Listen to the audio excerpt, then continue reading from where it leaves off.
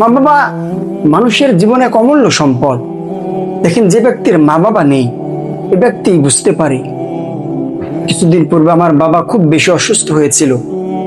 আমি ওই সময় ফিল করেছি, অনুভব করেছি আসলে বাবা একজন সন্তানের জন্য কি পরিমাণ ছায়া দিয়ে থাকেন, কি পরিমাণ ছায়া হয়ে সন্তানের উপরে থাকে। যখন বাবা চলে যাবে তখন এই শূন্যতাটা, অপূর্ণতাটা আমাদের বুঝে আসবে। একটি কথা অলওয়েজ মাথায় রাখবেন, পৃথিবীতে মা বাবা এমন একটি সম্পদ, এমন একটি বস্তু। আপনি অনেক বড় হতে পারেন দুনিয়াতে, কিন্তু বাট এটা স্থায়ী হবে না যদি আপনার সঙ্গে আপনার মা বাবার দোয়া না থাকে। মা বাবার দোয়া ব্যতীত, সুদৃষ্টি ব্যতীত আপনি দেখতে পারবেন না বা দেখাতে পারবেন না পৃথিবীর ইতিহাসে কোনো ব্যক্তি খুব বেশি বড় হয়েছে, খুব বেশি সম্পদশালী হয়েছে। যদিও আমরা দেখি কোনো ব্যক্তি খুব বেশি বড় হয়েছে, বাট তার মা বাবার বদদোয়া তার সঙ্গে রয়েছে, কিন্তু তার এই বড় হওয়াটা, তার এই সফল হওয়াটা, তার এই সফলতাটা খুব বেশি স্থায়ী হবে না। মা বাবা মানুষের জীবনে এক অমূল্য সম্পদ। দেখেন, যে ব্যক্তির মা বাবা নেই এ ব্যক্তি বুঝতে পারে।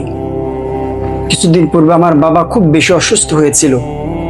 আমি ওই সময় ফিল করেছি, অনুভব করেছি আসলে বাবা একজন সন্তানের জন্য কি পরিমাণ ছায়া দিয়ে থাকেন, কি পরিমাণ ছায়া হয়ে সন্তানের উপরে থাকে।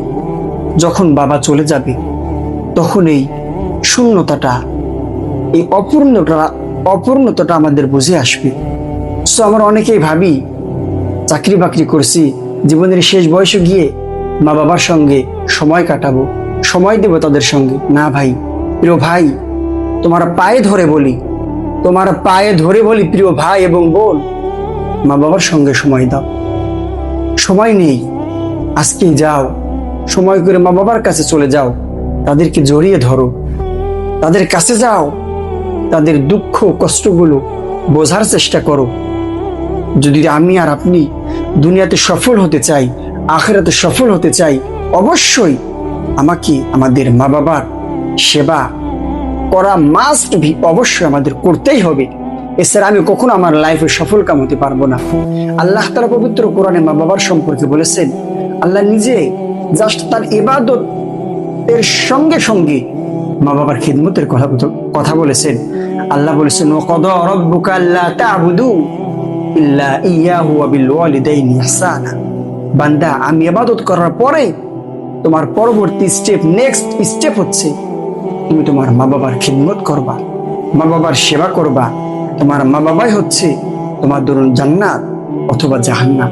সো আসুন মা বাবার খিদমতে নিজেদেরকে লুটিয়ে দিই, মা বাবার খিদমতে, মা বাবার সেবায় নিজের জীবনকে বিসর্জন দিয়ে দিই।